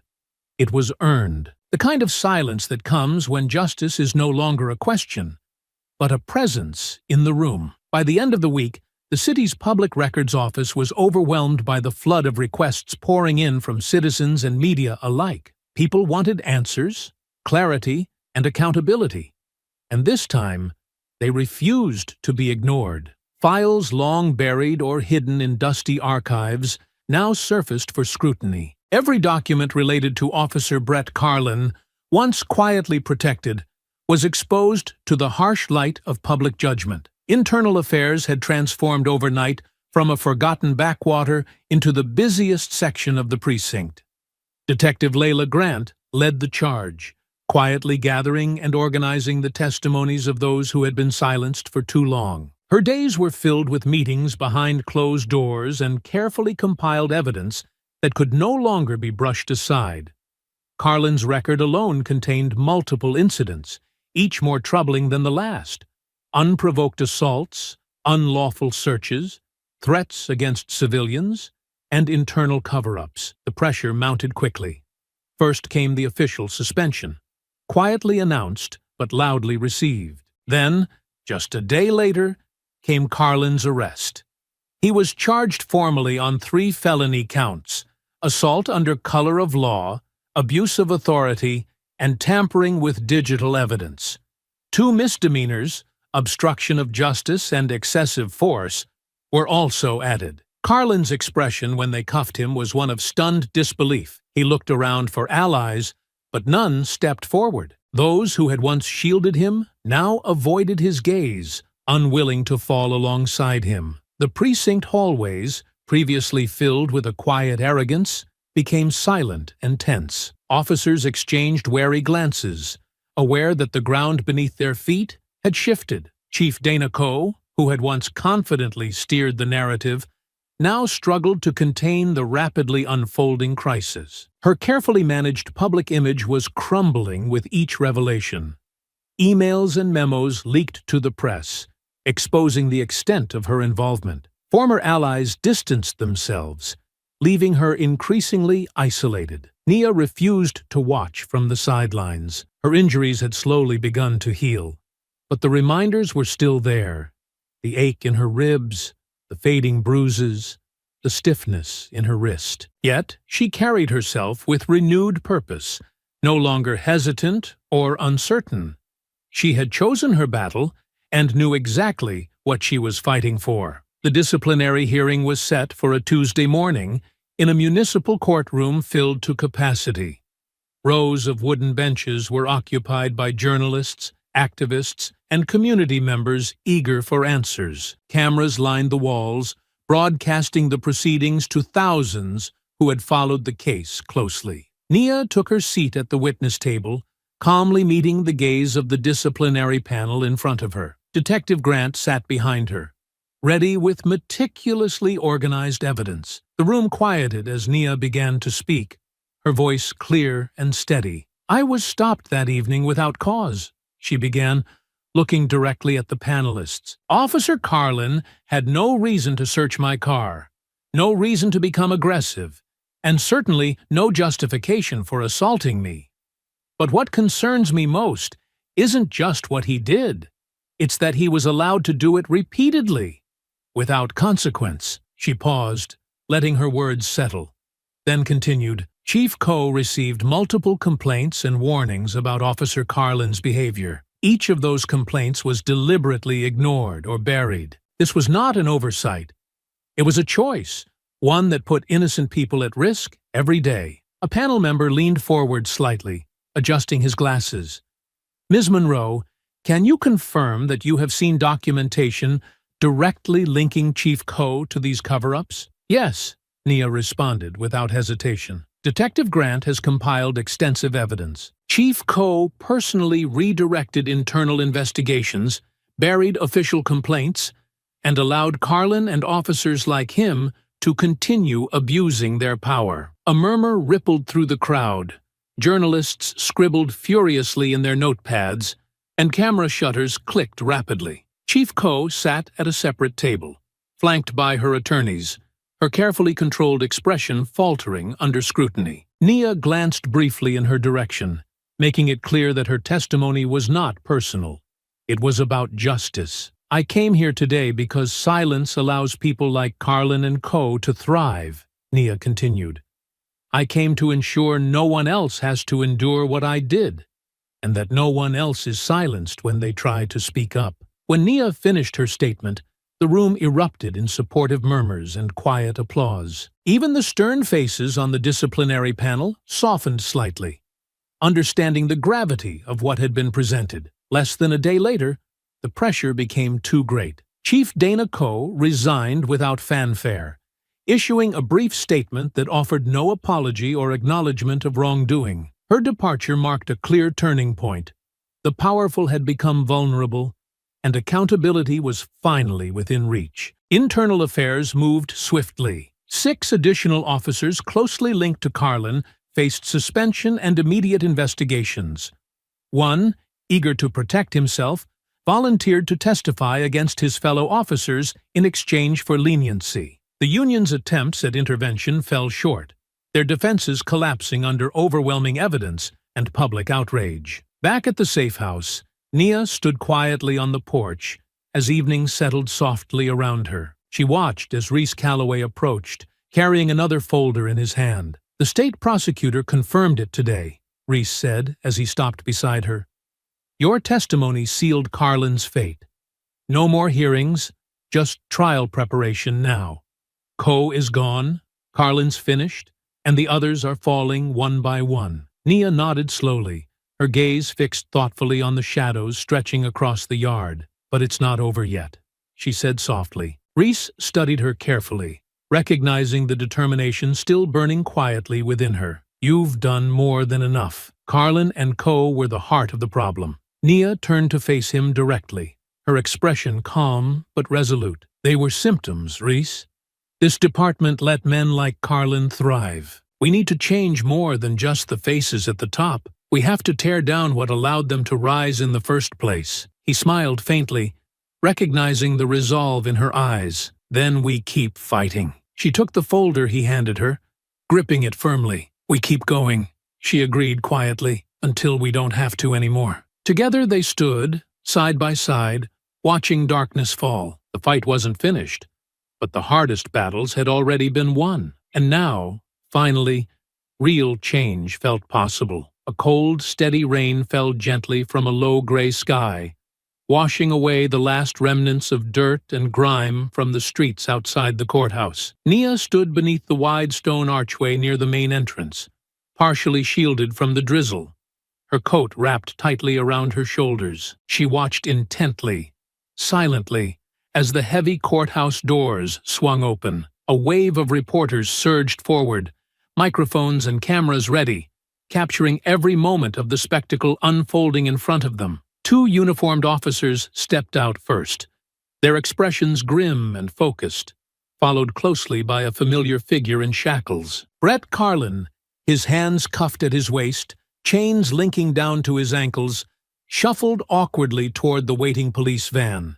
He kept his eyes downcast, refusing to acknowledge the shouted questions and flashes of the cameras around him. Gone was the defiant posture, the arrogance, the sneer that had once dominated every space he entered. In their place was only anger, raw, humiliated fury, simmering behind tightly pressed lips. Carlin raised his head briefly as an officer opened the van door, and for a fleeting second, his eyes found Nia's. The intensity of his hatred was palpable, burning with a bitterness that no longer carried weight or power. She met his stare evenly, refusing to blink or look away. This wasn't about gloating.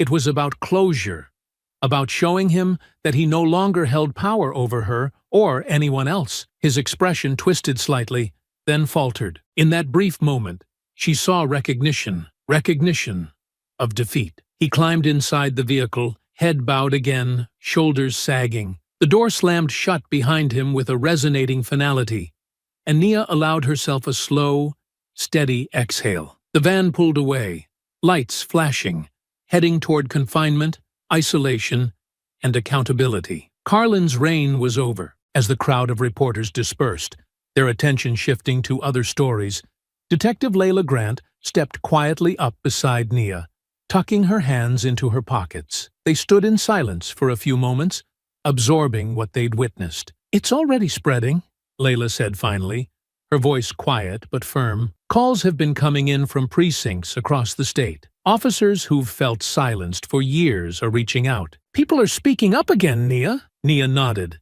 watching the van disappear around the corner.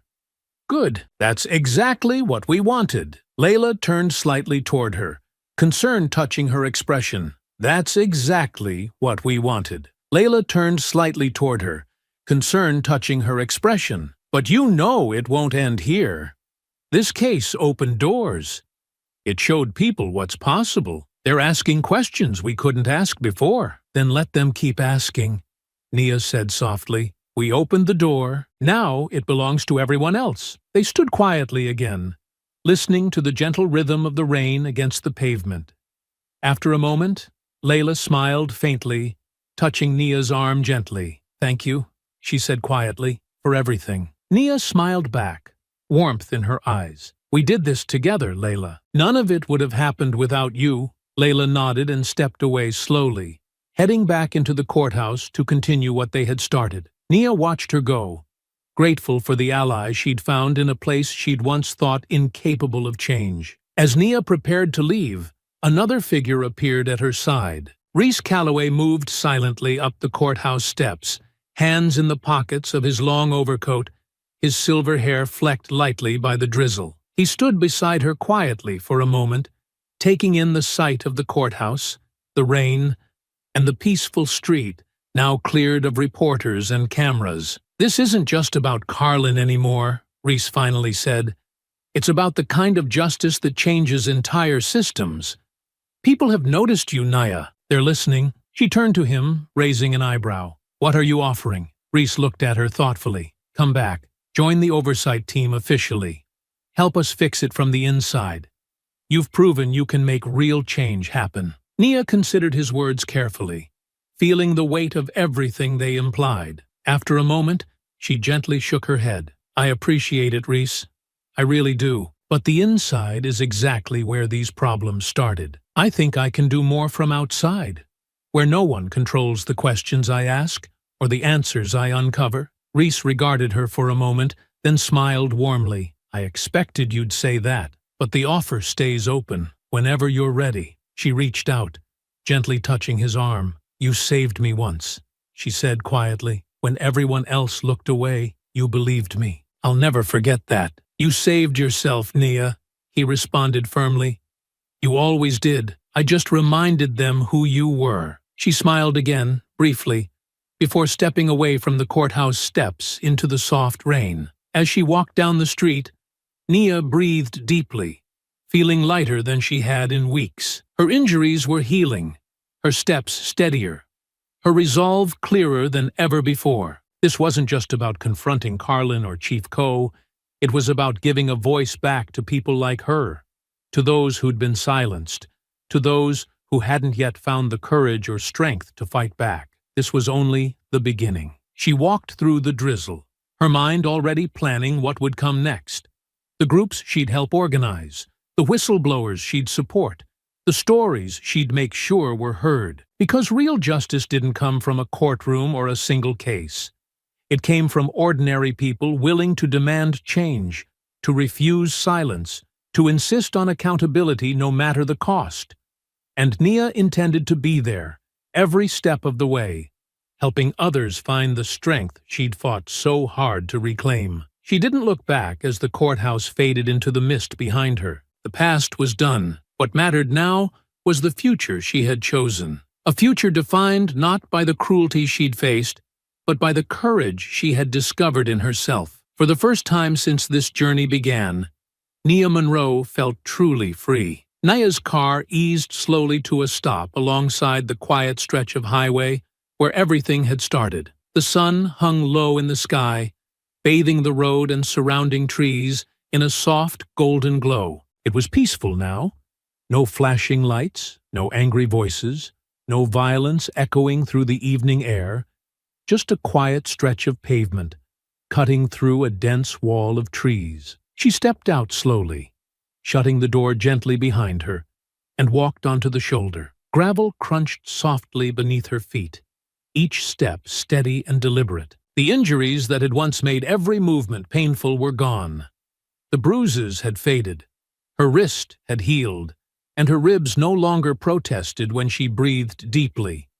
But the memories remained, as vivid and intense as they had been the night Officer Carlin's fist connected with her face. Nia stood quietly at the edge of the road, hands resting in her jacket pockets, looking out at the empty highway as though she could still see everything unfolding before her. The blue and red lights of Carlin's cruiser flashing angrily in the darkness, his voice harsh and authoritative. Her own attempts to remain calm, even as her instincts warned her that something was terribly wrong. She could still hear the quiet hum of her car's engine, the rustle of leaves disturbed by passing traffic, and finally, the sharp crack of violence that had broken the quiet forever. She let her eyes close briefly, allowing the memories to come, to wash over her one last time, not with fear, but with a newfound strength. She had chosen that night, perhaps without even fully realizing it, not to let silence be her answer. She had chosen not to accept injustice, not to be a victim who would quietly fade into obscurity. Her choice had set off a chain reaction she hadn't anticipated, a chain reaction that rippled outward, uncovering layers of corruption and complicity that had gone unchallenged for far too long. Now she understood clearly. That night had marked a turning point not just for her, but for others as well. Because she had refused silence, others were beginning to speak. Officers who'd once felt powerless were stepping forward. Citizens who'd once feared retaliation were finding their voices. Journalists were now asking difficult questions openly, unafraid of consequences. Change was happening.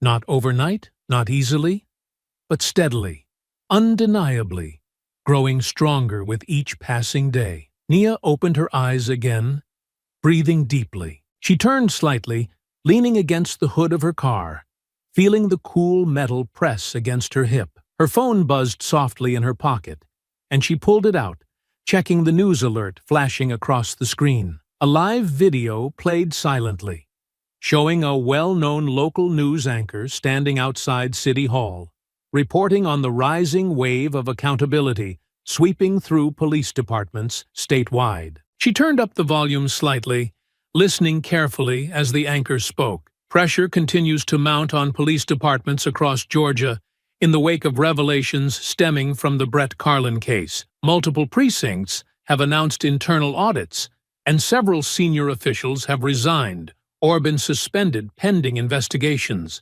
Many are calling this a moment of unprecedented accountability. Civil rights organizations say they won't let up, promising to ensure that the momentum for change doesn't fade. The anchor paused, glancing toward the crowd of protesters behind her, holding signs that read, "Justice Matters," and "No More Silence." As one activist put it earlier today, the anchor continued, "The Carlin case showed us all that silence only protects the powerful. It's time we speak out and demand better from those who serve." Nia smiled faintly, feeling a quiet satisfaction settle inside her chest. This was exactly what she'd hoped would come from that painful night. Real change, meaningful consequences, a powerful wave of voices demanding justice. She hadn't planned for any of this when Carlin first confronted her.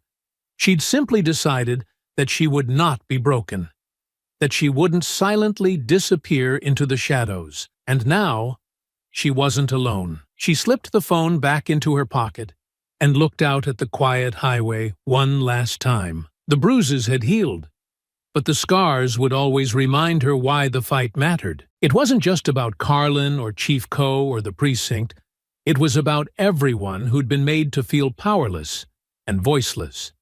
It was about giving them back the strength they'd lost, just as she'd reclaimed her own. She climbed back into her car, gently pulling the door closed, and started the engine. The familiar hum was comforting, grounding her once again in the present. She glanced one last time at the empty stretch of road, where she'd faced the violence and cruelty she had never imagined would be part of her story. And yet, standing on the other side of it now, she understood how it had shaped her into someone stronger and more determined. She eased the car forward, tires rolling softly over gravel and onto smooth pavement. As the trees blurred past her windows, she felt not bitterness, but clarity. The road ahead wasn't about surviving. It was about helping others do the same. Her story had inspired action. Now, it was her turn to inspire others. She drove away from that quiet stretch of highway with a newfound purpose.